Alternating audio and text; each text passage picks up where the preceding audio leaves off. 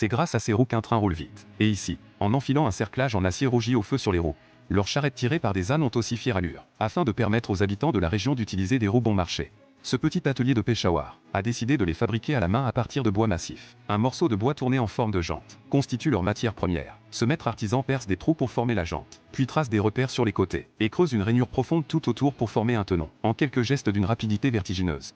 Il parvient, grâce à son savoir-faire traditionnel, à fabriquer pour les habitants une belle roue en bois, en combinant des matériaux modernes et une structure traditionnelle. Le maître artisan réalise une version améliorée d'un excellent rapport qualité-prix, qui est donc très apprécié des habitants et souvent en rupture de stock.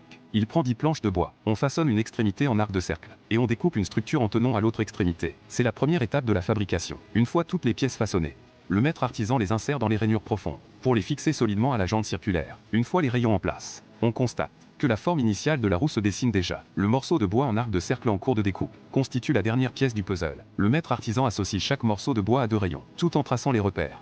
Il doit également découper les parties excédentaires de chaque côté, et les biseauter pour faciliter l'assemblage ultérieur. Il creuse ensuite, selon les repères, une rainure profonde servant de mortaise, afin de pouvoir poursuivre l'assemblage par tenon et mortaise, avec les rayons pour former une roue complète. Cette opération, qui semble complexe, est en réalité tout sauf simple.